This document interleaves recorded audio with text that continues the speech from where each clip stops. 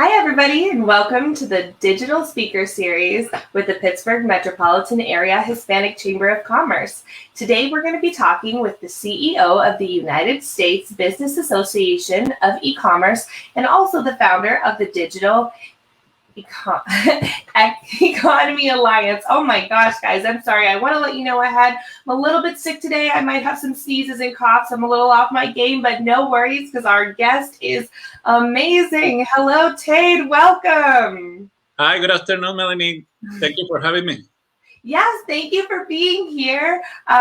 It's really great to have you. We just started our broadcast, so people are logging on, but if you're watching now live or if you're watching later in the playback, make sure that you're putting questions down in the comments because we will be answering them later. But welcome. How are you today? I'm doing great. Thank you. Excited to be here talking to the small business community in the Pittsburgh area and beyond, of course, as we are online. Yes, we are so happy to have you. Well, to start, why don't you just tell us a little bit about your Hispanic background so that we can get a little bit acquainted? Oh, for sure. So I was born and raised in Mexico, in the state of Michoacan. And I moved to San Diego in 2006, and I've been living here since then. A little bit about my background. I have a bachelor's in economics and a master's in marketing. And for the last 17 years, I've been so passionate about the digital economy and all the benefits that provide to our society from any aspect that you can look at it, that I'm so immersed into this mission that I feel like I have in life and so excited to be doing what I'm doing. And it was one of the reasons why I started the Hispanic Chamber of E-Commerce in 2008. So we have been talking about the importance of e-commerce since then, and unfortunately it took a pandemic to get more people to realize how relevant it is for their businesses to have an online presence. That is awesome. So why at that time? Like, what was the defining moment when you decided this was the area you wanted to specialize and help people in? Well, you know what, Melanie, to be honest with you, when I moved to San Diego, I wasn't planning on starting an online or a chamber of commerce or a business association at all. It just happened because I was member of the local Hispanic Chamber, and I proposed a technology committee for 2 years. And the leadership, they never gave that priority. And in that time, I was in the middle of working on my dissertation to earn my master's degree. And I realized as I was conducting some market research that there was a digital divide between the Latino business community and the general market. So I just felt like it was important to have someone talking about e-commerce and technology in the Latino business community. And when the local chamber didn't take any action, I just decided to start one, and we started the Hispanic Chamber of E-Commerce online, and that was in 2008. And of course, we start getting some I should say, we start facing some challenges locally, because the other chamber didn't like having another Hispanic chamber in town. So when they start feeling like we were a threat to them, they start saying negative stuff about us. So we have to escalate our exposure in the community to let everyone know that the work that we were trying to do, it was real, it was legit, and we have a solid foundation to argue our position in the marketplace. And in 2010, we hosted a Hispanic Business and Technology Expo at the San Diego Convention Center. It was a 2-day event. I remember I had like 20 different seminars about Facebook marketing, blogging, e-commerce. I mean, we were like way ahead of our time, but it was kind of like the event that started to position the organization in the marketplace. And 13 years later, we're still here. We're strong, and we are having a bigger impact than the one that I ever thought that we would have.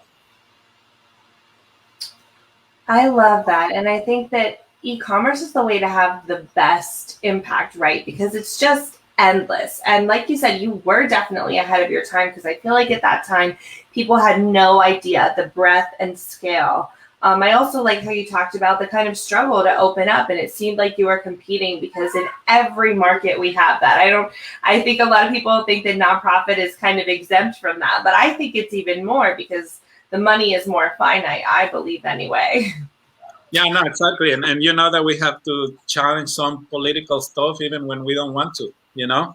I mean, my heart has always been in trying to help out small businesses as much as I can with the access of resources that we have, the connections. And of course, the internet opens up even bigger opportunities than just having a local presence in a tiny area with your organization. So, I mean, for us, it has been uh, a very important topic to address, just because you and I know how hard it is for entrepreneurs to start a business.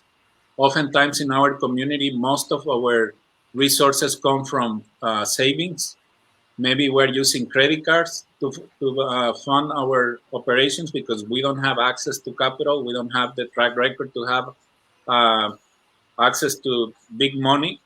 So when you take this into consideration, I think it's very important for us to provide any support, any help that we can to small businesses, because we know where they are coming from. We are the same. We come from there, you know. So we are emotionally, culturally connected to these entrepreneurs, and if we can provide them an answer to something that they don't know, which oftentimes is like, how can I market my products and services to a bigger audience? How can I get more clients?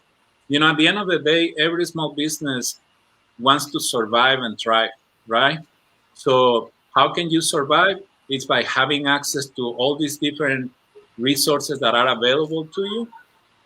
And then from there, you can try by selling more, reducing your cost of operation, connecting with the right markets, the right customers, and the internet provides you all those opportunities.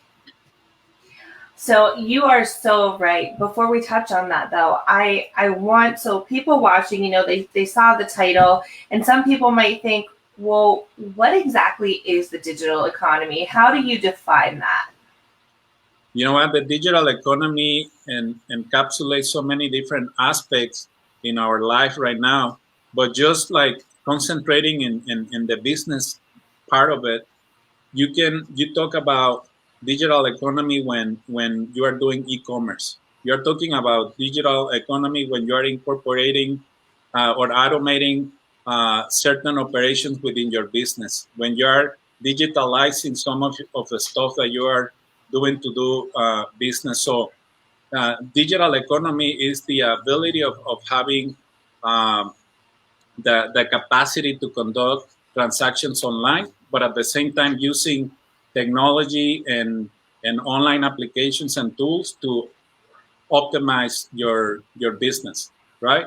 But if you see it for example from a public service point of view, we're talking about streamlining. How do you get a business license with the city? How government contracts have more transparency by using like blockchain and artificial intelligence and all this good stuff, you know. So like I said, the digital economy right now is so immersed in so many different levels within our society that we can talk about digital economy when it comes about job creation, infrastructure, you know, like just to give another example, when we talk about bridges, you know, you can put technology in those bridges that is going to let you know when something is going bad with that bridge, so you can fix it before it's too late or it's more expensive. So right now, I mean, we can talk about different areas within our society where the digital economy is having such a positive and a strong impact in everything that we do. It is really a part of everything. And I think now the people who were in doubt now during COVID really hopped on. So tell us a little bit about how businesses that have their e-commerce side going, how they fared during COVID versus businesses who didn't. Well, like I was telling you earlier that when this pandemic hit, um, I had mixed emotions because some of our members are not in business anymore because they never uh, were motivated to start selling online or having like an online presence. So they will just join the chamber and they will go to the webinars and the workshops that we were hosting here in San Diego. But very few took the initiative to like, you know what, I don't have a website, so I need to build one. I have a website, but I'm not selling online. I need to add a shopping cart and create my online store. So this pandemic has helped a lot of business to realize that it is more important than ever to have an e-commerce presence. Just look at the numbers of what has happened over the last 11 months, and you can see that e-commerce sales have increased a lot, over like 400%. I mean, just our good friend Jeff Bezos made $24 billion in an increase of his wealth because of how Amazon is doing, throughout the pandemic. I think in the last quarter they sold over $100 billion in products through their platform. So it is important that we get a piece of these transactions that are happening online. If you go to Google, Melanie, and think about any product or any service that some of your members offer, Google that service or Google that product, and you will see what companies are showing up in the first page of Google. And there are very few Latino-owned businesses that when you do a Google search are popping up in the first page of results. And that has to change. We have a very entrepreneurial community. We have millions, it's almost like 5 million Hispanic-owned businesses in the country. Unfortunately, more than half of them do not have an online presence, and that has to change. And why do I say more than half of them? Because out of the 30 million small businesses that are in our country, more than 46% do not have an online presence. So this is regardless of you being Hispanic or not. We just have a big chunk of small businesses in the country that do not have an online presence. Oftentimes, some of these businesses believe that their operation is too small to have an online presence. And there is no such thing as small in e-commerce. You can be selling cupcakes from your house and you can do it online, So the other thing is that there is a lack of enough resources to support underrepresented small businesses in our community. Like in our situation, for example, we know we have a lot of Latino businesses that prefer to learn and conduct business in Spanish, and there are very few access to resources for that niche. And we need to start reaching out to them to let them know like the possibilities that they have, because they're already in business. So if they're already in business, it's just a matter of starting to work on a hybrid business model. You can keep selling your stuff through retail, but now you have to integrate e-commerce to have a better chance of competing in the current market situation that we're experiencing. It's so funny that you said businesses think they're too small, because I hear that all the time. Why do we need a website? I personally think the smaller you are, the bigger your online presence should be. I mean, you're not spending time cleaning, you're not spending time, setting up the physical items, having store hours. It's just, there's so many other things that take time out of your day, and you can look like a big store. You can look like a huge operation just based on your digital presence, right? That's correct.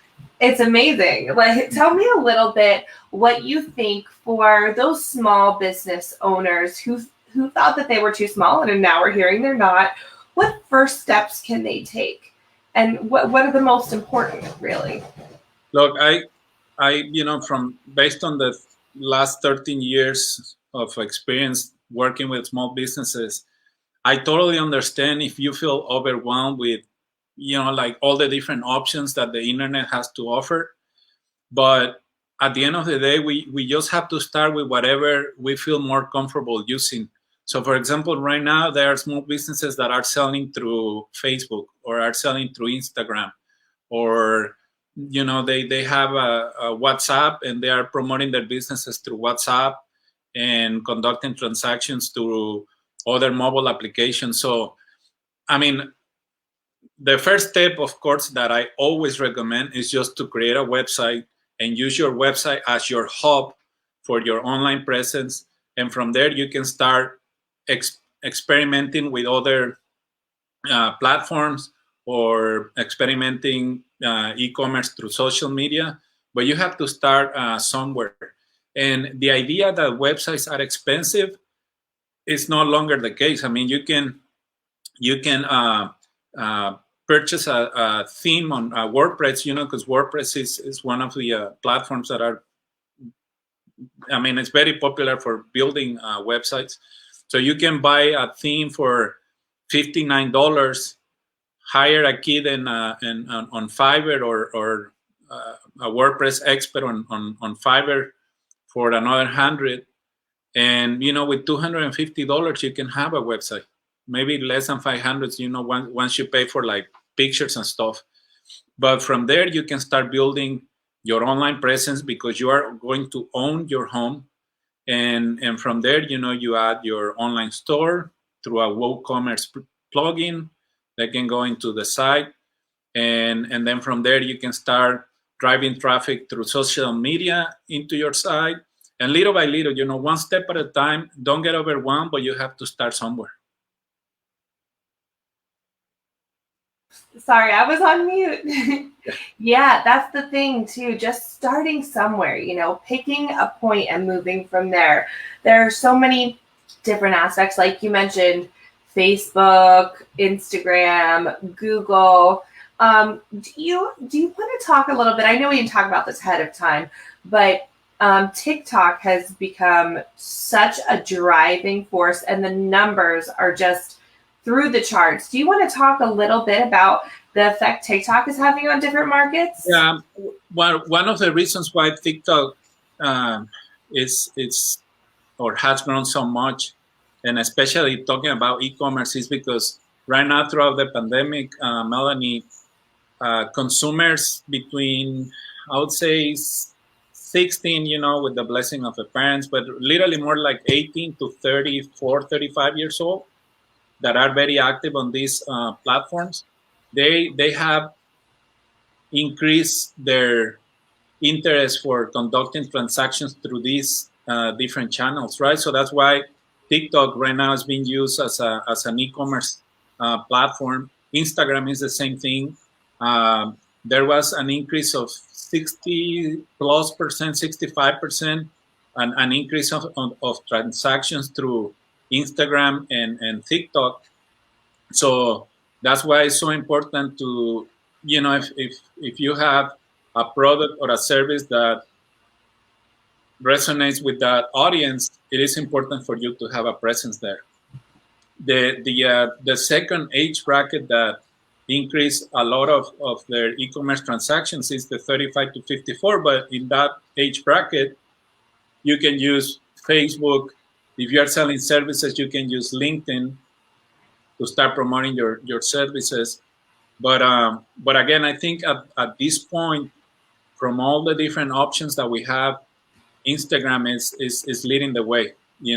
It's owned by Facebook, so every time that you run a marketing campaign for your products, you're gonna do it through Facebook platform. But Instagram is a great option. I know some of our members that do not have a website, don't have anything but Instagram, and they're killing it. They are selling hundreds and thousands of dollars depending on what they're selling on that platform. That's awesome. Those Instagram ads have me pinned. They know what I want before I know I want it. And another important thing to mention here is that local businesses need to start thinking globally, right? Because TikTok and Instagram and Facebook, it's not just Pittsburgh, it's not just California, it's not just the US. You have eyeballs from all around the world, and that's why e-commerce at the global level has increased so much also over the last few months, and it's expected to grow to $6.4 trillion by 2024. So, it's like having like almost like 5 stimulus packages, just in the digital economy, and that's why it's so important for us to start participating in that marketplace that is called the internet, that it's global, so your local business can have a global presence through the internet. And then when you take a look at the top 10 markets for e-commerce, you have China, of course, which is a beast. Then we're second. Then we have the UK, Japan, South Korea, Germany, France, India, Canada, and Spain. And when you think about the benefits that we have with the trade agreements that we have, for example, with Canada and Mexico, there are some products that are going to cross border without paying taxes, which is an incentive, to start looking into Mexico and Canada as markets for your products and services. Then, because of our cultural similarities with Spain, you can also start selling products in Spain.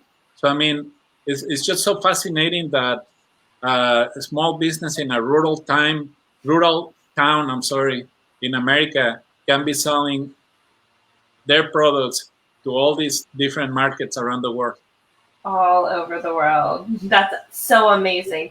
Can you tell us a little bit about that? So say, I had a small business selling, I don't know, jewelry. And I was like, okay, I want to sell this. I want to make sure that I'm international. I'm getting all my audiences.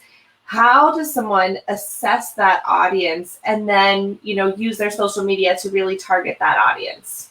Well, the beauty of platforms like Facebook is that the segmentation that you can do for your ads is laser focused. So if you're selling jewelry and you know that your target audience are women aged 40 to 45 that are really into, I don't know, I'm just like, but let's say silver, silver jewelry with, the traditional touch of certain like Mexican culture or whatever. You can find people that with that level of segmentation on this platform. So instead of you like throwing ads like crazy, to the masses, you can like tailor it and spend, instead of spending $1,000, you spend $100, but you know that it's gonna be very narrow. The segmentation is gonna be like so to the point that your possibility of closing a deal is gonna be higher. But of course, when you start marketing your products to this level of segmentation, you have to make sure that you have the right sales funnel, right? So, even if they don't purchase from the first time that they see your ad, maybe you can have an incentive so they can sign up for your newsletter. And then from your newsletter, you can start, communicating with them, and eventually they're gonna close a transaction, right? Because there are some products that take longer, to close the deal. So you just have to have a strategy that is gonna help you to start building that recurring revenue and growing your consumer base and stuff. But everything is possible online. That's what I like about it. And I love, so for those of you, if you own a business or if you've thought about owning a business, or even if you just want to see how you're being targeted for ads, I would definitely suggest going on and starting to place an ad on Facebook. If you're just starting out in your business or you're thinking about starting a business, I think personally that it really helps break down how you should figure out your target audience, right? It asks all the questions that can lead you in a direction. And I think that e-commerce has made people business owners, especially small business owners, hyper aware that they need to know who they're selling to. Because before, you wanted to put an ad on TV, well, everyone watches Fox, everyone watches whatever, everyone watches CBS, ABC, or you would throw up, a big billboard ad. But now with e-commerce, you have this power that people didn't have before, where, like you said, you can spend less money and you can find your exact target audience. And not only that, but to be able to see who saw your ad, how it was working in the different groups, can you talk a little bit about that? Because I think that is one thing that is so crucial in the difference between doing business online and, buying a magazine ad. Yeah, no, definitely. Like keeping track of metrics when you are running your ads is extremely important, because you can see within 72 hours if an ad is working or not. Of course, that you're going to need a little more time to start collecting more relevant data, because at the end of the day, it's all algorithms and it's all like engagement also, like how many people engage with the ad and what type of people it's engaging with the ad. It sounds like a little complex, but after, let's say, like a 30-day period, you're going to have access to more relevant information, and your ad is going to start performing better. And by performing better, I mean paying less per click or less per view, and also improving the quality of the people that are clicking on your ad.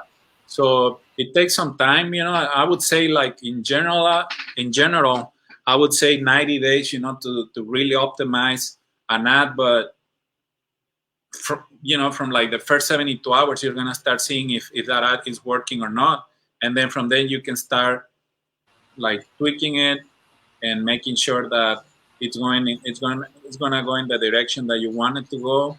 Maybe if you are testing with another ad, for the same product, you probably will realize that a different segmentation that you thought that it was not going to work is actually the one that is working the best, and then you can move your budget from the other ad to the one that is working, and then you start building that one up. And also, what I like about these online campaigns and when you close a client is that you can also get pretty much instant feedback from the consumer. So you can use that information to optimize the other campaigns that you're running. So, like, again, at the end of the day, from any angle that you see it, it's so beneficial for small businesses, not just to have their e-commerce store, but also to start advertising online, because they can get a good return on their investment.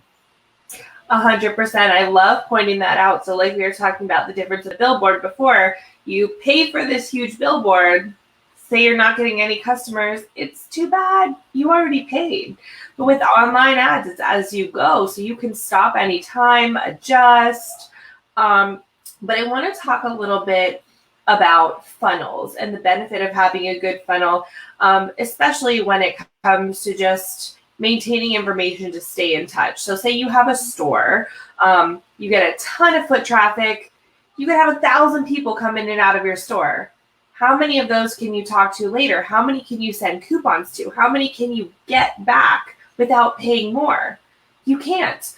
But your website, or whatever you choose to use, whatever platform, that is kind of like your storefront, your digital storefront. So when people come to your space, you want to be able to reach them again, which is part of a funnel. So Tayde, do you want to tell us a little bit about what funnels are, how they're important, and what makes the difference in e-commerce versus the real world? Yeah, kind of like to put it in a few words. A good funnel is like the way that you want a potential client to go through your sales process. So the more optimized, the more, I would say, friendly it is. You're gonna lead people into the type of actions that you want them to conduct throughout the sales process.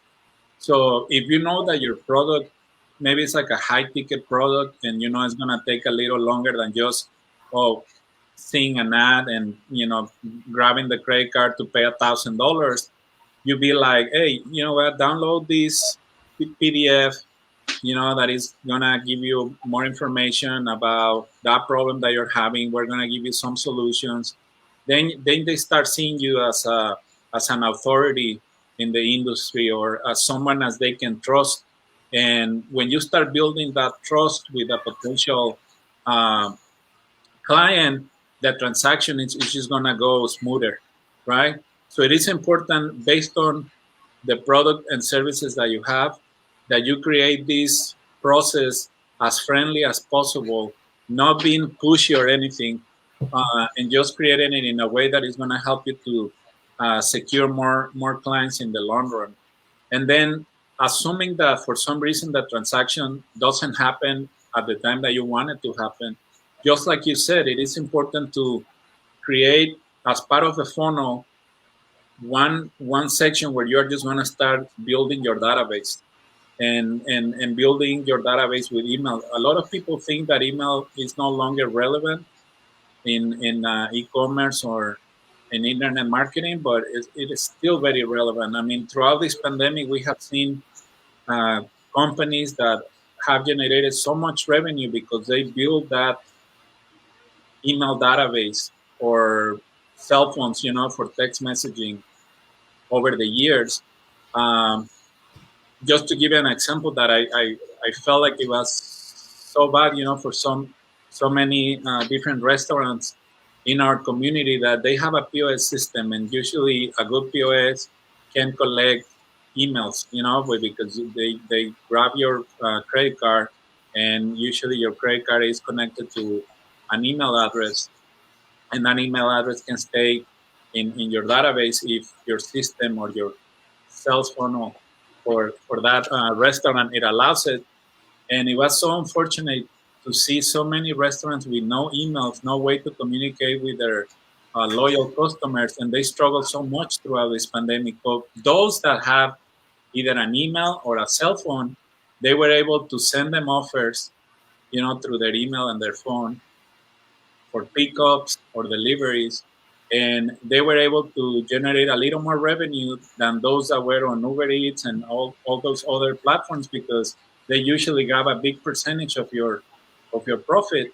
And at the end of the day, you either increase your prices a little, or you take the hit, from these platforms that are, kind of like taking advantage of to some extent, because at the same, they provide you an opportunity to sell your stuff. But if you have a restaurant with an online menu, and you are capturing emails, and you are capturing cell phones, and you have a way to communicate with them, at the end of the day, you're going to make a bigger profit, because you are not spreading it with another platform that is just taking advantage of you, right?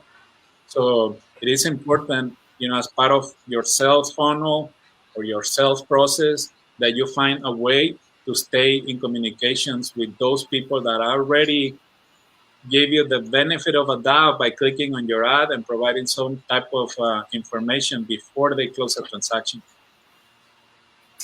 Yeah, that is so crucial, and I can't imagine the income difference. Some of those companies, take 30 to 60%. I've seen. I mean, it's really crazy. How is a business supposed to stay open with that? So now that we've been through this, I think that a lot of people are thinking, "Oh, it won't happen again."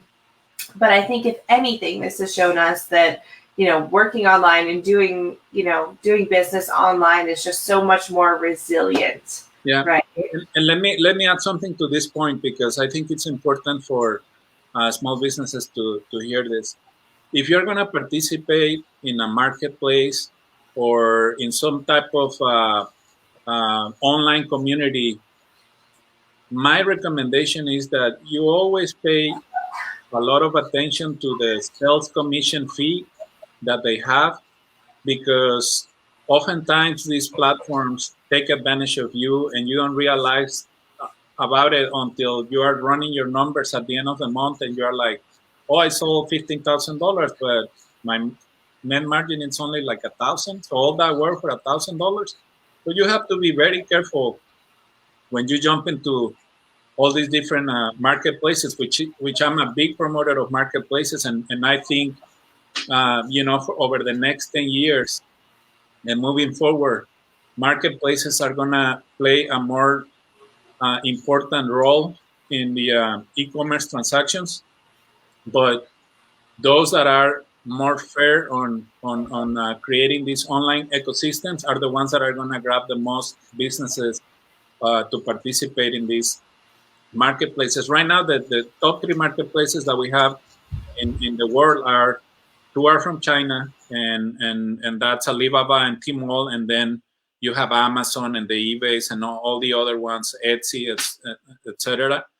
But these huge marketplaces that have contributed so much to the growth of e-commerce worldwide, they are now going to start kind of like losing some of their audience to other smaller marketplaces, because it's going to make more sense for small businesses to participate in a marketplace where they are not charging you a monthly fee, sales commission fee, transaction fee for the credit cards. I mean, once you remove all the fees, your net margin is very minimum, unless you are selling tons of volume to make up for it.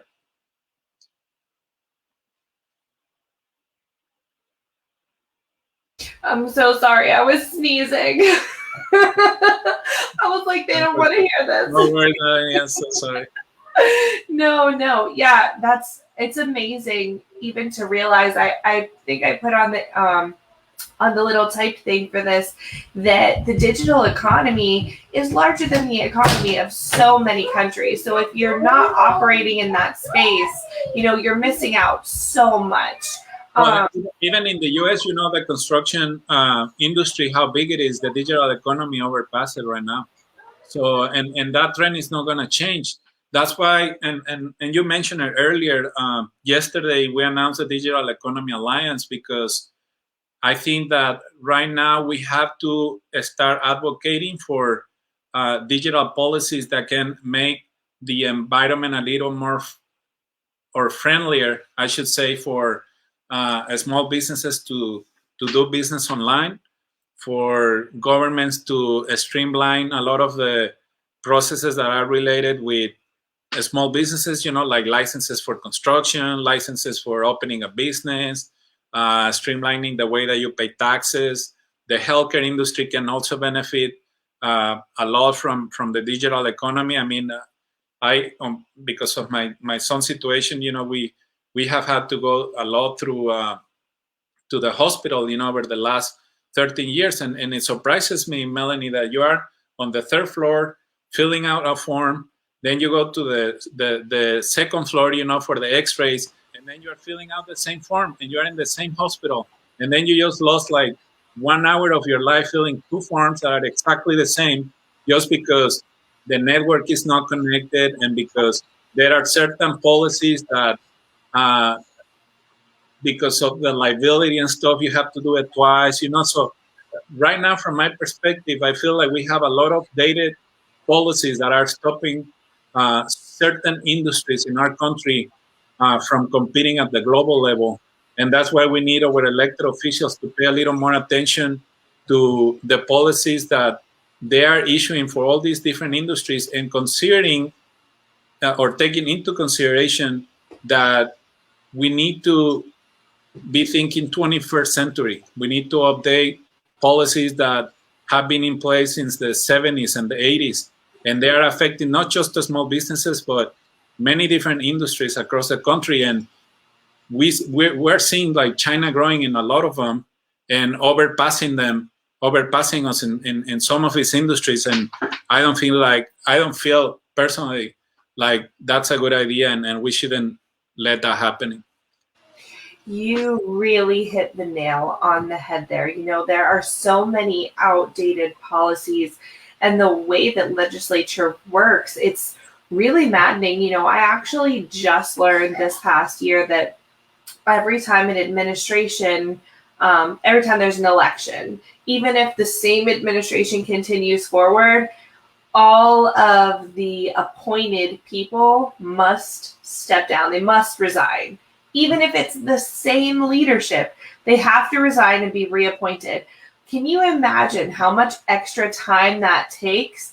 And every time you have to start over, every time there's a new administration. So imagine, like, it's just crazy. So for these long-term things where we want to change, how we foundationally do something, how do you do that in 4 years? How do you even do that in 8 years? You need so much more. It's really maddening. Yeah, it's time and money, and because of the work that we do through the association, we are so limited to talk about politics. So that's why I felt like it makes some sense to launch an organization that will be lobbying and doing some advocacy for the digital economy, because just like you said, it takes a lot of time, and it also takes a lot of resources and a lot of money, and we're paying for it. It's not like the government has like, oh, the government is paying for it. No, it's our taxes. We're paying for all that. And I feel like right now that like the middle class in America is at risk from my perspective, and without getting too involved in politics right here, but I just see here in California, like, we're using a lot of money, from the top to try to help the poor. But what they don't realize is, like, if you invest more money and provide more access to resources to middle class Americans, and this has a lot to do with the digital economy right now, because I see it as a new driver for economic growth in our country. We're going to be in a better position to tackle some issues that are difficult to address right now with the way that we're trying to do it, because we're trying to resolve issues from the 70s and 80s, and with not taking into consideration like the new life that we're living in, right? So when we talk about digital economy from the social standpoint or the business standpoint, either way, there are so many benefits that comes from it that we need to start acknowledging it and taking the proper steps that we can contribute to the economic empowerment of our country at many different levels. So we oftentimes talk about uh, wealth gap and access to certain resources that are not available for the low middle class and the poor. And one way to address that is by using technology and taking more informed decisions about how we're going to be using the money to support our society in so many different levels. I love that, and I think that the digital economy has such a way of leveling the playing field, right? Like we talked about before, you could have a small company that is huge, that appears huge, and someone could just be operating out of their house. I want to point out something funny that you just reminded me of the other day. I have a friend, she has a company called LuxLock, and what she is laser focused on is kind of luxury brands just doing better at giving back to their customers. So that's one thing. E-commerce gives the ability for you to keep in touch, give back, reward your customers. But number two, what she was saying was that these people who are operating out of their homes are doing such a better job at connecting with their customer, because you buy a mug and they put a little personalized note inside that says thank you for being a customer, and all of those things. And so they're connecting so much more with the consumer in a way that we need. Can you talk a little bit about how these little small mom and pop businesses are competing with large companies based on the digital economy? Oh no, definitely. You just touch a very important point, because online and e-commerce, it allows you to also improve your customer service and the way that you communicate and engage with your clients and your potential clients, and those meaningful touches that you can put on your transactions. And I have a few videos on YouTube where I'm unboxing products that I have ordered online, and it's pretty cool when you order. I think I ordered some lobster from Maine, and there was like this note inside the box saying like, "Thank you so much for your order. it's a family-owned business, and we really appreciate, you buying from small businesses across America. And it's just like, I think our generation and even more the younger generation are paying more attention to those notes of kindness, if you want to put it that way. Also, they're putting more attention to businesses that are eco-friendly. I feel like the young demographic, the 18 to 34 years old that we talked about earlier, they are so connected with the environment, and they care about the environment, and they care about social causes, and that's why we're seeing socially responsible small businesses that are thriving online, because there is an audience for those type of companies. And yes, like, making it personal again, I think it, and especially this time, the post-pandemic era, if you want to call it that way, is so special, and it's going to help you to differentiate yourself from your competition.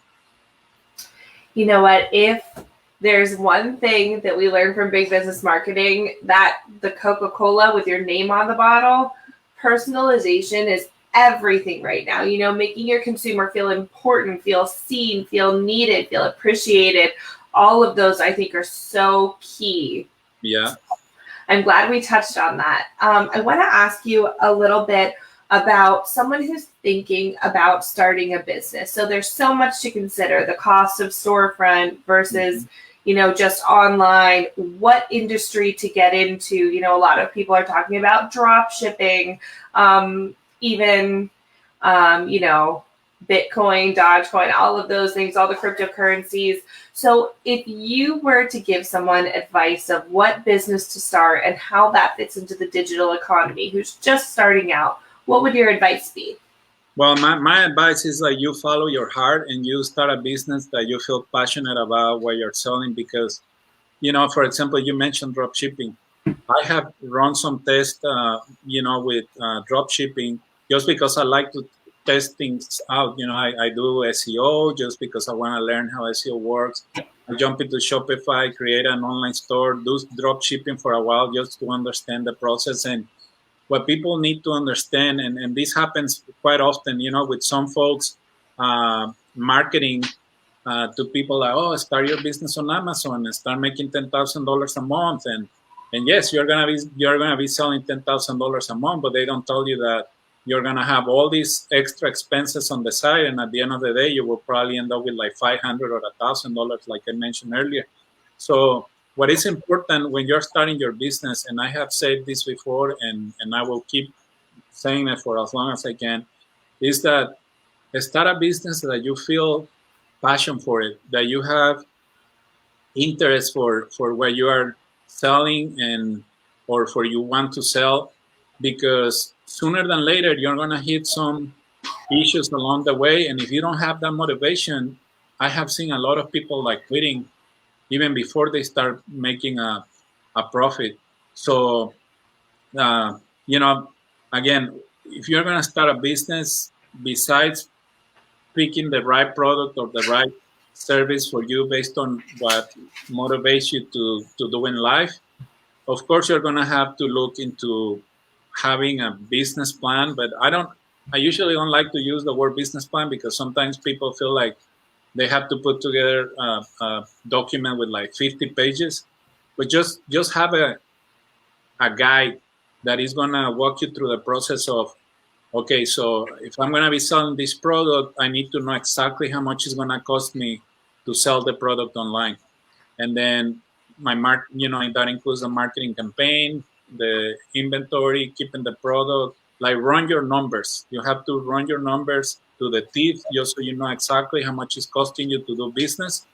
And then from there, have a good follow-up process so you can keep growing your audience. And this sounds like very complicated, but I have seen businesses, Melanie, over the last 10 months that started a business on Instagram. So you don't really need a big business plan to start a business on Instagram, but you are like, okay, I'm going to sell, tamales on Instagram. Okay, that's the plan right there. I love tamales. I love Mexican food. I love cooking. I don't mind spending 12 hours in the kitchen, making tamales. I love it. Music in the back, some tequila in the afternoon, and I'll survive, right? Yeah. So I make tamales. I'm gonna sell them on Instagram. But if I'm gonna sell them on Instagram, I gotta make sure that when someone places an order, I'm gonna either keep a phone number or an email from that potential client, so I can start building my database. And then from there, some follow-ups. Hey, we have, Dia de las Madres coming. Like, who wants tamales? So it's just a little strategy on everything that you do, so you can leverage whatever resources that you are working with. And we have seen kids, and people are starting drop shipping, just like you said, with me like $500 and scaling up to like $1 million because they knew what they were doing and they were so passionate about it and they didn't care spending 16 hours researching for products, marketing the products, creating the Facebook marketing campaigns, selling the products, doing the follow up, so that's why you have to have passion for what you do, because there is no such thing as, oh, I'm going to launch a business and I'm just going to sit back and relax and it's going to grow by itself. You have to put a lot of work into it. Yeah, that is such a good point. Passion is definitely first, and then all those other things, looking at how you're going to make profit, where you're going to market, and things like that. But if you don't love what you're doing, you're not going to succeed, unfortunately. Mm-hmm. I wrote something down. Oh, I know. So there is a huge market right now for coaching, online courses, all of those things. Content creation is huge right now. Can you talk a little bit about that?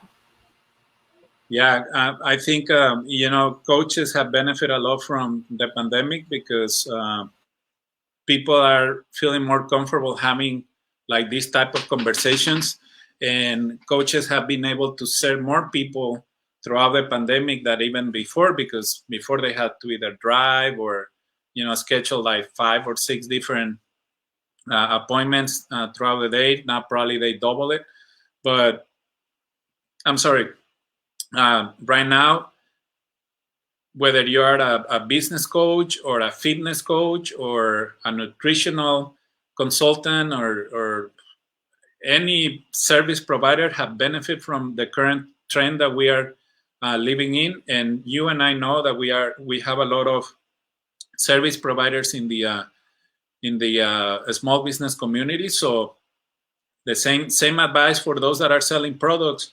They must have a website. They have to have the ability of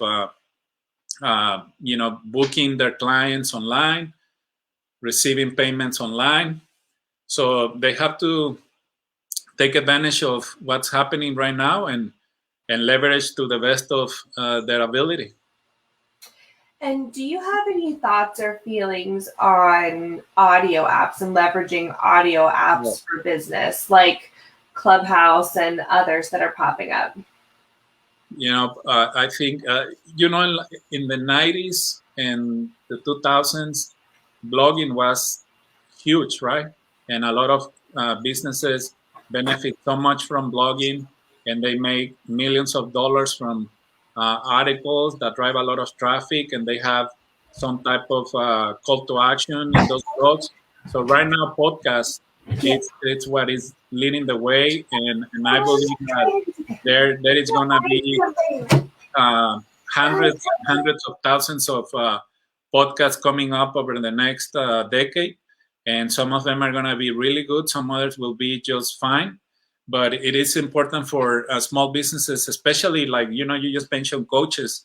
Coaches have the ability, and they're in a situation where they can explore that opportunity for them to generate more business by interviewing interesting folks or talking about topics that are relevant to their audience.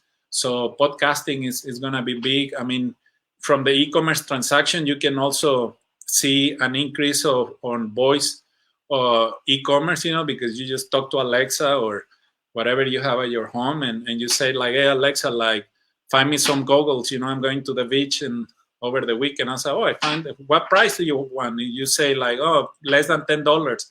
I have 3 options. Which one is the best with the best reviews? Well, option one, okay, order it, and then you get the goggles at your home, and if you don't like it, you just return them. But just like you see, like how easy you can order stuff through voice, and that trend is gonna keep growing. I mean, you can now order, like if you're in your car and you have the Alexa app, you can talk to Alexa while you're in your car, like, oh, or Instacart or something, like, oh shoot, I forgot watermelons and milk. Hey Alexa, order watermelons and milk from Amazon Fresh. And by the time you get home, your watermelon and milk is gonna be there waiting for you while you were sitting on the rush hour on your way home. You know. And how can businesses prepare for that? Especially the voice apps like the Alexa and the Google. There are guys or companies that are specializing in voice, or how do you call it, like voice optimization, I should say, for websites. Mm-hmm. So it is important, like the same way that you were working on search engine optimization and optimizing your site to index well on Google. Now you can optimize your online store for voice commerce transactions. So again, it's just a matter of putting the right code in your site, and if you are ready, and I mean, if your audience is very active, like in podcasts, or if you know that your audience like to do a lot of like voice messaging and stuff, there are some people that never like to write messages, right? And they're like, hey, Tayde, how you doing? So I was thinking about this the other day, and you know what, I think you were right, blah blah blah. So same thing, people, they just use voice for everything, and those are conducting e-commerce transactions through voice. So you can optimize your website through voice. If you are participating in a marketplace that is already optimized to take orders through voice, just make sure that you know how to do it, because they will tell you like how to create your listing on these marketplaces like Amazon and stuff. So your products have a better chance of being recommended by Alexa when you ask for a specific product on that marketplace. And I think personally that this is really where it's at right now, because if there are 20 businesses that sell empanadas, for example, and you're like, Alexa, order me empanadas. I want 4 chicken, 3 beef right now. Mm-hmm. I mean, if you are the only one who has tailored your business to that, you're gonna have a leg up. So it is the starting time. And I feel the same way about, the audio apps. It's hard to have time for everything. But if you are, the only mindfulness coach in your area who, does a clubhouse show every week on mm-hmm. this topic that your niche, you're opening up your doors so much more. And the digital economy, that's what it does. Circling all the way back, no matter what industry you're in, there is a way to position yourself in the digital economy. You brought up amazingly, I forget what type of food it was. Because I just say like watermelon with milk, Well, there was something earlier where you said someone was just making food. Tamales. The tamales, yes. And I love that you use that as an example, because I think especially like restaurants or people who sell food, especially think, wow, I just want people to come into my restaurant. I want to really quickly, there's a guy he sells empanadas, and I forget what his business name is, but I know the first word is Tio, and he sells empanadas, and they're delicious. He sold them in his hometown. He was like, I want to do more. He started freezing them and shipping them. So he got all this business. Now he is doing a tour. So he's now going to all these other places and building his fan base more. And he goes on all these different shows and things, and he just has so much visibility. He went from just selling right here in his food truck to now traveling across multiple states. He has events and people waiting for him in each state. I mean, it's really amazing what you can do. The possibilities are limitless, and the cost is low. The cost is low. So it's the sky is the limit with the digital economy. So that's what I wanted everyone to really get from this. Yeah, no, and look, like when the pandemic started, some of our members were, like I said, like they were really struggling. And I remember like one of our members here that sells fish tacos. He actually does catering for fish tacos. Just when the pandemic started, he started selling like family packs, and he was selling fish tacos in Chicago and in other areas around the country from people that were like, "Whoa, fish tacos from Baja." Well, not literally Baja, but San Diego. And he was getting orders, and that first month, that's how he was able to survive. Selling these family packs online, and just like that, and just like the tamales ladies, entrepreneurs, which I gave that as an example because we got 3 new members in December that all of them were selling tamales. But of course, December is a high season for tamales. I was just like, man, this is amazing. Like they are freezing them, just like you said, and they were selling tamales all over the place. And for my surprise, when I did a little like Googling, there were like many other companies, like they were not even like Latino on, but they were selling tamales because they figured there is a big market for tamales online and someone has to sell them. So boys and having those niche products available online, it's golden.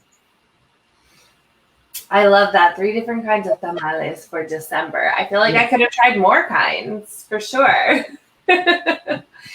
Well, we are about at time. So if anyone has any questions, now would be a good time. Someone said that was my question in the comments. But if you guys have any questions, feel free to put them in the comments. In the meantime, do you want to give maybe a little bit of an overview of what you want people to have as a takeaway today? Well, yeah, the takeaway, that I've been talking about since 2008 is like, please start selling online.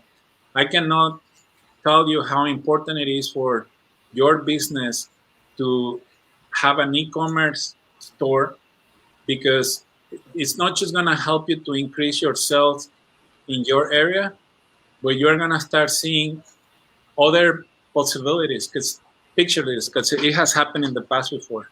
Some business starts promoting their products online. They are found in the East Coast.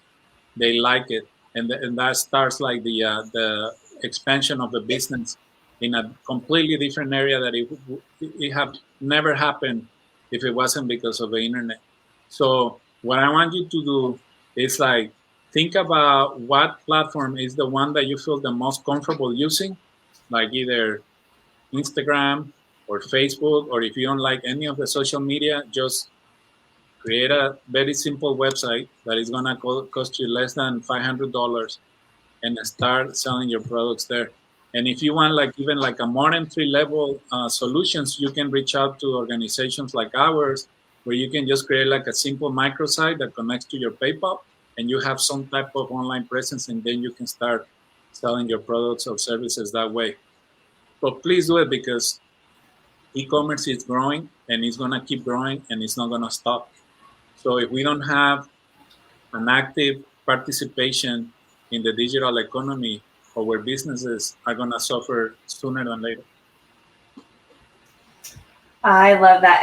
And be prepared, with like you said, COVID and everything, the businesses who had their e-commerce down were really able to thrive in a time when others were barely surviving. So this is the way. So how can people reach you and how can people find you? Well, I was going to say unfortunately, but fortunately, I'm very easy to find. If you just Google my name, you can find my Twitter, my Instagram, my Facebook, my LinkedIn. Everything is there. But my email is my first name, Tayde.Aburto @usbaec.com, for U.S. Business Association of E-Commerce. So Tayde.Aburto @usbsboaec.com. And phone number for WhatsApp and stuff, you can contact me at 202-221-7175. I'm sorry, 7577. And WhatsApp, text message, that's a good number for it. And again, easy to find on social media. If I can help you with anything, please let me know. And what about as far as your organization, anyone who wants to become a member, do you want to give us a really quick rundown of, what you offer? Well, right now we have a really good program that it is sponsored by Wells Fargo. So we can offer you, like I said, an entry-level online store for 12 months at no cost to your business because it is paid by the sponsor, Wells Fargo. So if you go to usbaecwf1000.com, usbaecwf for Wells Fargo 1000.com, fill out that form, and we will take it from there. Once we process your membership, we will send you information about your login and everything that you have to do on our platform, but it's like a very entry level for you to start selling your products online. And then from there, you can learn from us on how you can start taking the steps to sell on Shopify, Amazon, or any other marketplace or any other way that you want to sell. That is amazing. And what a great way to start, because it's something that you've researched, something that you've already, put a lot into, tested. So if you're looking to start your business and start selling online, I would say that this is the perfect way. So thank you so much for joining us. It was really a pleasure to have you. There are so many important things that we talked about. Yeah, we really appreciate it. No, thank you, Melanie. Thank you so much. It's always nice to connect with business owners in a different part of the country. I know that, we have the same interests and the same challenges and stuff. And by us collaborating and helping each other out, at the end of the day, this is not like a Latino thing, it's an American thing. And as long as we can help each other out, we're going to be in a better position to compete at the global level. Absolutely. Well, thank you so much. We'll see you soon. Thank you. Have a nice day. And thank you all for tuning in to the Latino Pittsburgh Digital Speaker Series. This series is an initiative of the Pittsburgh Metropolitan Area Hispanic Chamber of Commerce. Our goals are to share relevant information, inspire growth, and foster opportunity.